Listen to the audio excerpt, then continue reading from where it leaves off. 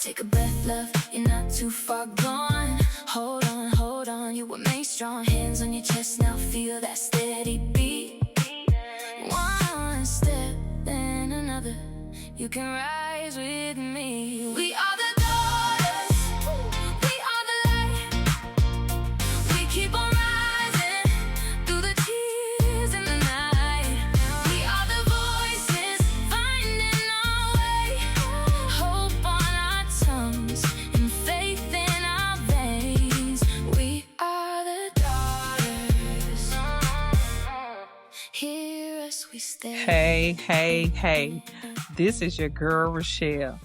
Welcome back to From the Eyes of a Daddy's Girl podcast. Today, I want to have a conversation with you about grief, but not the kind of grief that immediately comes to your mind when you hear that word. Most of the time, when we hear grief, we automatically think about death. We think about losing a mother, a father, a spouse, a family member, a child, or a friend. And while death can bring a pain that is difficult to even put into words, I want you to understand something very important today. Death is not the only thing that can cause us to grieve. Sometimes nobody died, but something in your life did. A relationship ended. A friendship changed. A dream didn't happen. A career was lost. You had a health change. Your family doesn't look the way you thought it would.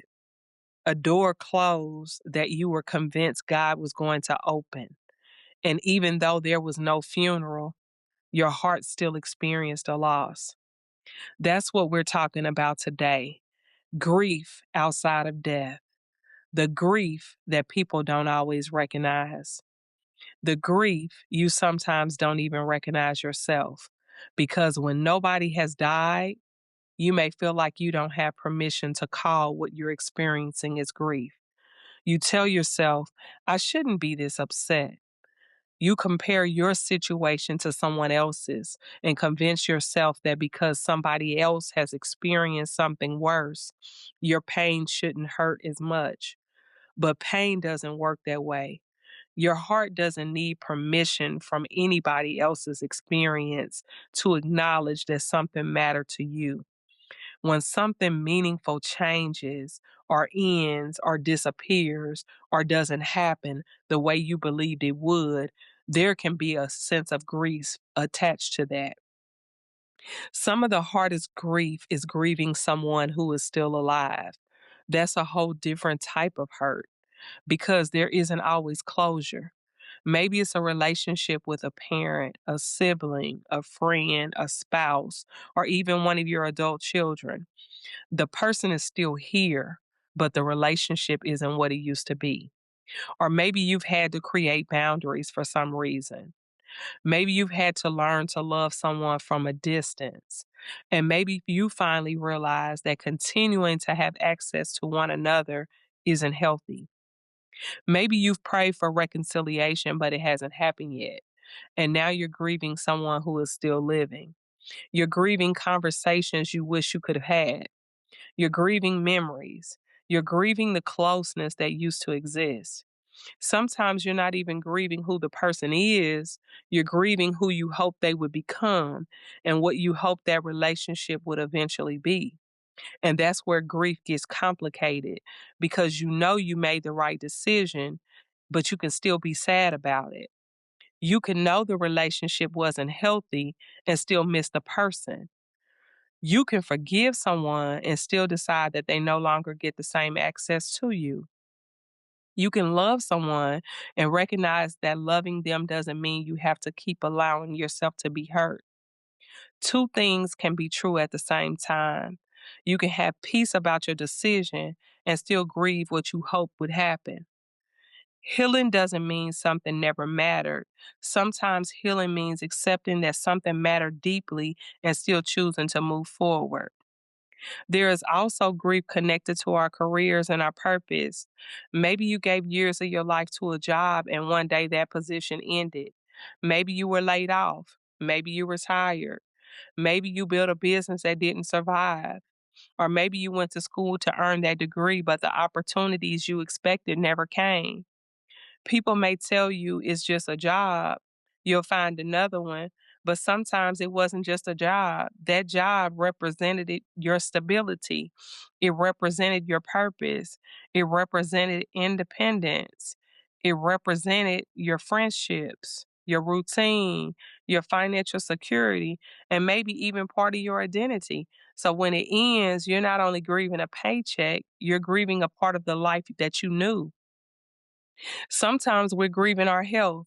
Your body changes, and suddenly you can't do what you used to do. Your independence changes. Your energy changes. Your routine changes. Maybe your life now includes appointments, medications, treatments, restrictions, or simply learning how to live differently. Someone may look at you and say, but you're still here, be grateful. And yes, you can absolutely be grateful for life and still grieve with change. Gratitude and grief can sit at the same table. Faith and disappointment can't exist in the same heart. You don't have to deny one feeling to prove the other one is real. Then there's another type of grief that I believe many of us carry without ever giving it a name, grieving the life we thought we would have. I want you to really think about that. Most of us have created some picture in our minds of how life was supposed to look. By this age, I thought I would be married. By this age, I thought I would have children. By now, I thought I would own my house. I thought my marriage would last. I thought my children would make different choices. I thought my business would be further along. I thought my finances would look different.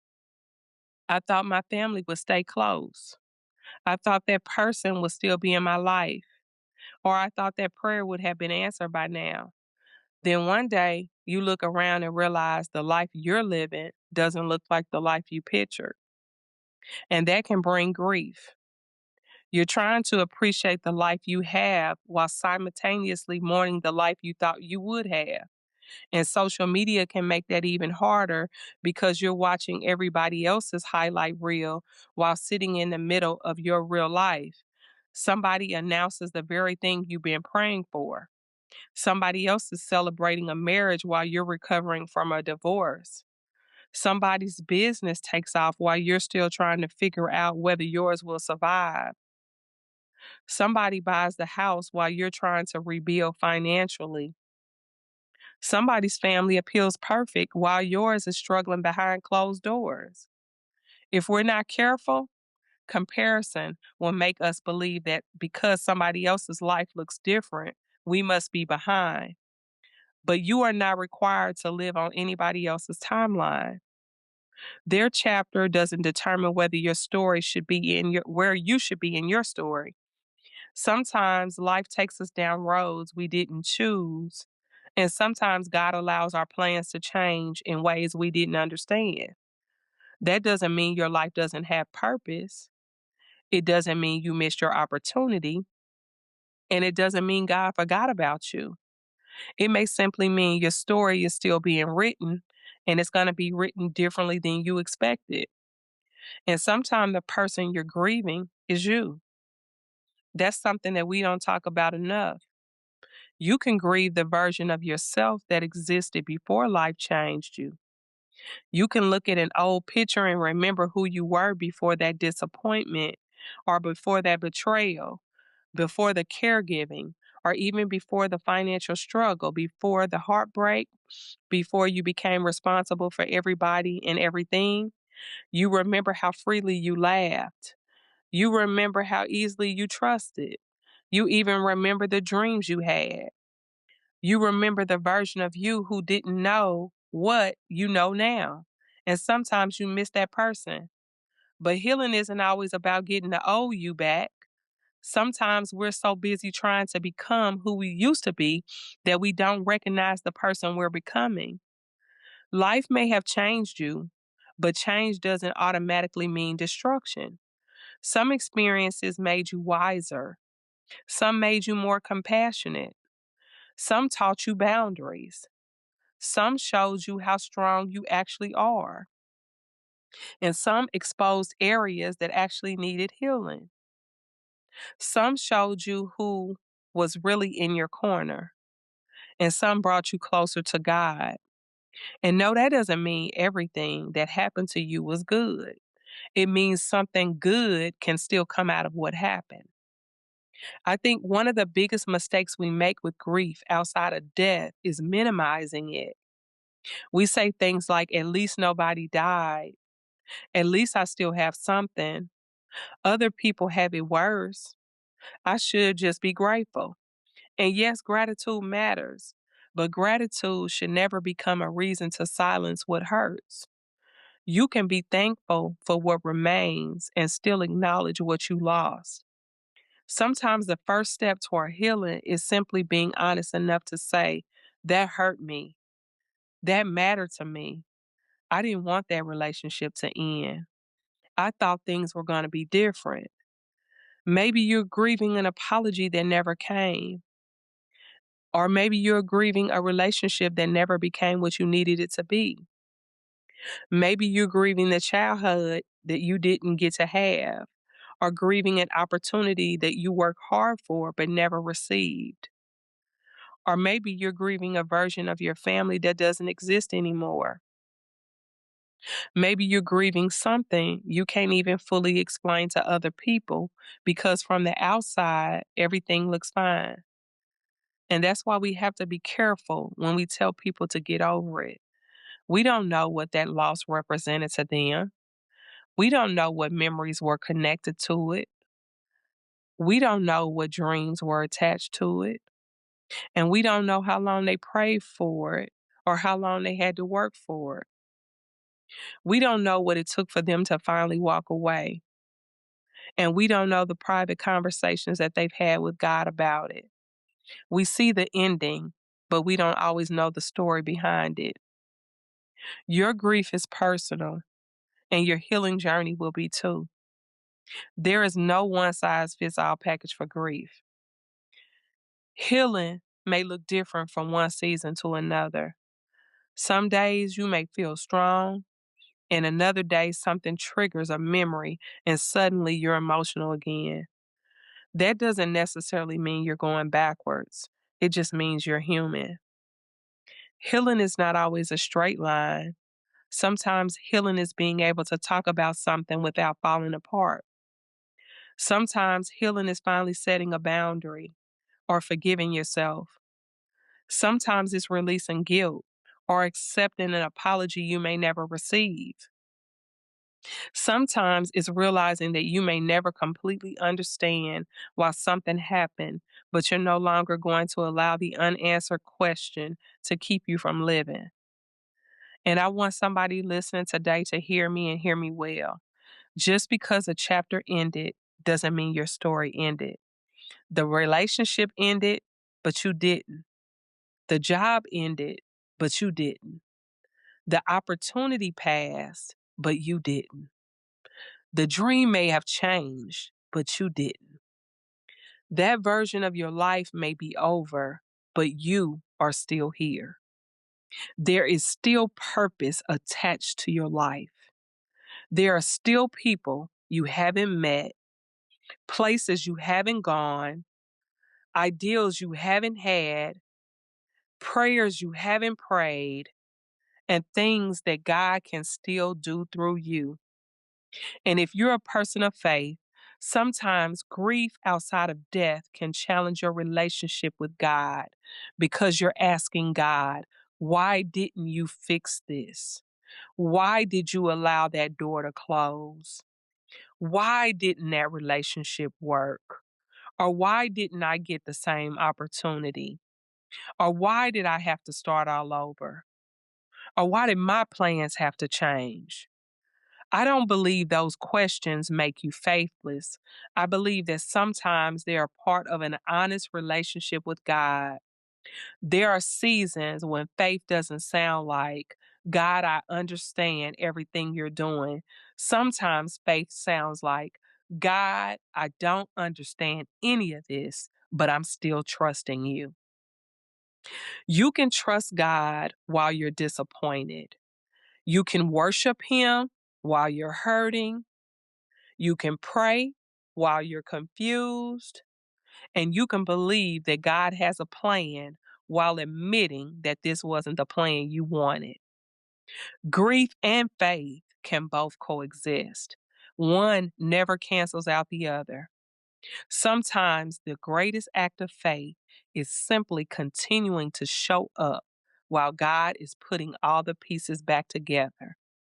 So, what do you do when grief that nobody can see? You acknowledge it, you name it, you give yourself permission to feel it, you talk to somebody safe, you pray, you journal, you cry when you need to, you create boundaries where boundaries are necessary, you seek medicine and support when you need it, and most importantly, stop allowing other people to dictate how long you should grieve something they never had to lose. But while you're giving yourself permission to grieve, don't build your permanent home inside your pain. Your grief deserves to be acknowledged, but it doesn't deserve ownership of the rest of your life. There is still life beyond what has changed.